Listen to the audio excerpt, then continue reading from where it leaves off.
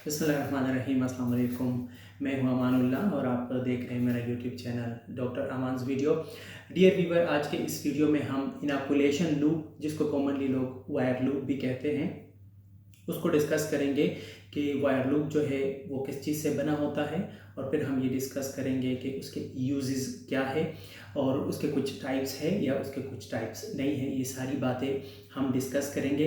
अच्छा, ट्रेडिशनली जो माइक्रोबायोलॉजी में लूप यूज़ होते हैं, इनोकुलेशन लूप, वो इस तरह होते हैं, मेटल से बने होते हैं। ये आप देख रहे हैं, मैं थोड़ा सा इसको करीब लेकर आता हूँ। ये इसका लूप है, ठीक है ना, ये आप देख रहे हैं लूप है, ये इसका पूरा, ठीक है, हैंडल है। तो ट्रेडिशनली जो वायर लूप यूज़ होते थे या इनोकुलेशन लूप जो माइक्रोबायोलॉजी में यूज़ होते थे या अभी भी यूज़ होते हैं, वो इस तरह थे, ठीक है ना। इसमें ये जो पार्ट है इसको हैंडल कहते हैं। मोर प्रिसाइजली कुछ लोग इस पार्ट को शाफ्ट कहते हैं, ठीक है ना। ये किसी इंसुलेटर से बना होता है ताकि गर्म ना हो।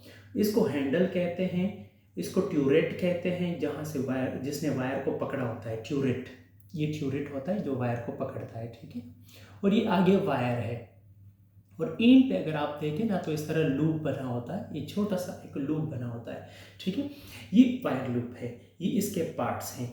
अच्छा, जो रिकमेंडेड है वो ये है कि अगर मेटल का वायर लूप बनाया जाएगा तो दो जो हैं ऐसे मेटल है वो रिकमेंडेड है। एक प्लेटिनम है कि प्लेटिनम का वायर यूज़ होगा और प्लेटिनम वायर के एंड पे लूप बनेगा।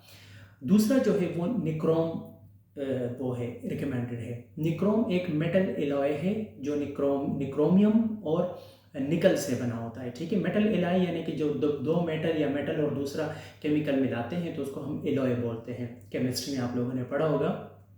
तो निक्रोम जो है वो एलॉय है और प्लेटिनम जो है वो मेटल है। ये दोनों रिकमेंडेड है। ये दोनों क्यों रिकमेंडेड है? क्योंकि ये जल्दी हीट होते हैं, क्योंकि हमें इसको बार बार स्टरलाइज करना पड़ता है, अभी मैं आपको दिखाऊंगा, ठीक है। एक, ये जल्दी हीट होते हैं और फिर जल्दी कूल होते हैं। और दूसरी बात ये है कि ये हीटिंग के दौरान रेजिस्ट करते हैं हीट के इफ़ेक्ट को, जिसमें से ब्रेकिंग है, जिसमें से वो है ऑक्सीडाइजेशन है। ऑक्सीडाइज नहीं होते, ये ब्रेक नहीं होते, दोनों, निक्रोनियम और प्लेटिनियम। फिर निक्रोनियम और प्लेटिनियम में जो है प्लेटिनियम ज़्यादा अच्छा है, लेकिन प्लेटिनियम बहुत ज़्यादा महंगा है, तो इसलिए कॉमनली जितने भी सप्लायर है वो जो प्रोवाइड करते हैं तो निक्रोमियम के बने हुए वायर लूप या इनोकुलेशन लूप प्रोवाइड करते हैं, जिसको आप यूज़ करते हैं। तो ये वाले जो लूप है इनको रीयूजेबल लूप बोला जाता है, क्योंकि हम इनको स्टरलाइज करते हैं फ्लेम में और फिर हम इससे काम करते हैं। जाहिर है इनोकुलेशन लूप है तो इसे इनोकुलेशन करते हैं। मोस्ट कॉमनली हम लोग इसे एगार की इनोकुलेशन करते हैं, लेकिन इसके अलावा ट्यूब के अंदर जो मीडिया ग्रो हुआ होता है, स्लांट या स्लोप जिसको बोलते हैं, आप स्लोप या स्लांट भी इससे इनोकुलेट कर सकते हैं।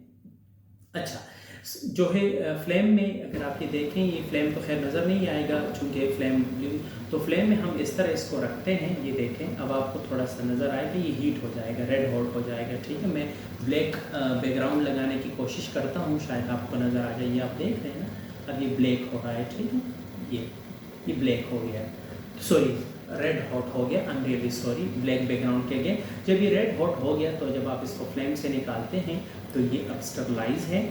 इसको 15 to 20 सेकेंड हम इस तरह होल्ड करेंगे, लेकिन आपने इस तरह एजिटेट नहीं करना ताकि ये जल्दी जल्दी कूल हो जाए, नहीं, आपने इसको इस तरह रखना है, ठीक है। और फिर उसके बाद आपने इसे इनोकुलेशन करनी है। फ्लेम से डायरेक्टली रेड हॉट निकाल के आपने इससे बैक्टीरिया नहीं उठाने, वरना बैक्टीरिया किल हो जाएंगे और आपके इनोकुलेशन का जो पर्पज़ है वो अचीव नहीं होगा, ठीक है। अब हम ये जो है, अब जब दुनिया ने तरक्की कर ली है तो अब डिस्पोजेबल वायर लूप भी आते हैं। डिस्पोजेबल वायर लूप भी ऑलमोस्ट इसी तरह होते हैं, लेकिन वो प्लास्टिक से बने होते हैं, जिसको आप एक टाइम पे यूज़ करते हैं। ये आप देखें, ये प्लास्टिक से बना एक वायर लूप है, ये देखें, बिल्कुल एंड पे इसका लूप बना हुआ है और ये इसका हैंडल है। तो आप इस तरह पकड़ते हैं जिस तरह हम रूटीनली पेन पकड़ते हैं, और आप इस तरह इससे काम करते हैं। इनोकुलेशन जो भी आपने करना हो, इनोकुलेशन ही करना होता है और तो कोई काम नहीं करते हम इसे, चाहे आपने प्लेट इनोकुलेट करने हो, चाहे आपने इसमें ट्यूब के अंदर जो है स्लांट या स्लोप को इनोकुलेट करना हो। तो ये वाले जो लूप है ये प्लास्टिक के बने होते हैं, हम इनको सिंगल यूज़ भी कह सकते हैं या डिस्पोजेबल भी कह सकते हैं, जिसको आप एक दफ़ा इस्तेमाल करते हो उसके बाद फेंक देते हैं, ठीक है। अब आजकल इनको बहुत ज़्यादा प्रेफर किया जाता है क्योंकि इसमें बहुत ज़्यादा बचत होती है टाइम की। बार बार जब आप स्टरलाइज करते हैं, अगर आपने डेफिनेटली काम किया होगा as a student of microbiology, तो जब आप स्टरलाइज करते हैं फिर इसके लिए थोड़ा सा वेट करते हैं फिर काम करते हैं तो बहुत ज़्यादा टाइम कंज्यूमिंग होता है। तो इसलिए आजकल जितनी भी लेबॉर्ट्रियाँ हैं जो अफोर्ड कर सकते हैं वो डिस्पोजेबल वायर लूप को ही यूज़ करते हैं। ठीक है, यहाँ मैं जिस वक्त यहाँ बैठा हूँ यूरोप में, तो यहाँ भी सारे लोग जो हैं डिस्पोजेबल वायर लूप यूज़ करते हैं।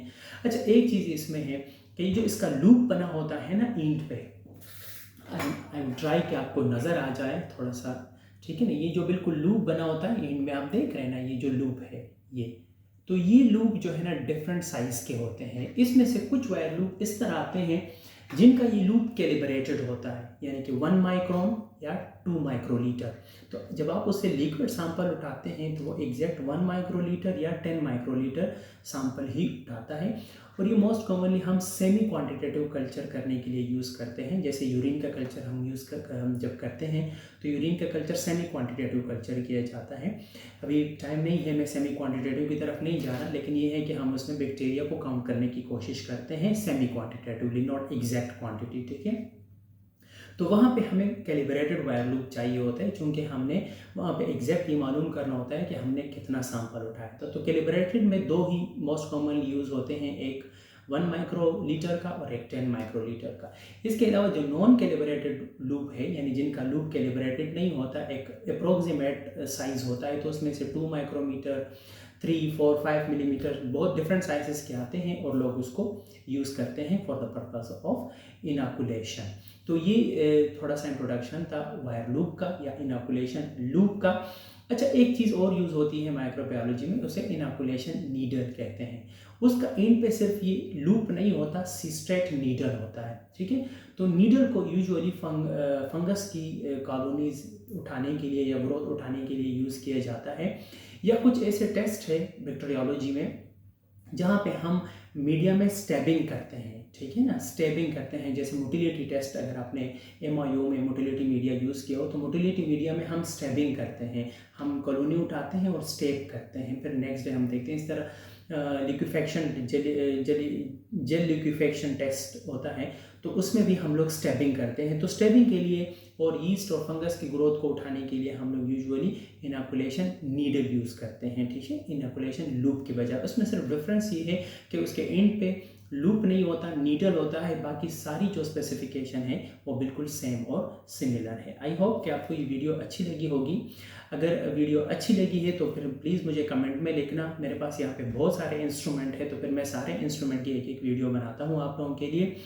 और मेरा चैनल भी सब्सक्राइब कर दे, बेल आइकन को भी हिट कर दे। चैनल देखने का बहुत ज़्यादा शुक्रिया। फ़ी अमान अल्लाह।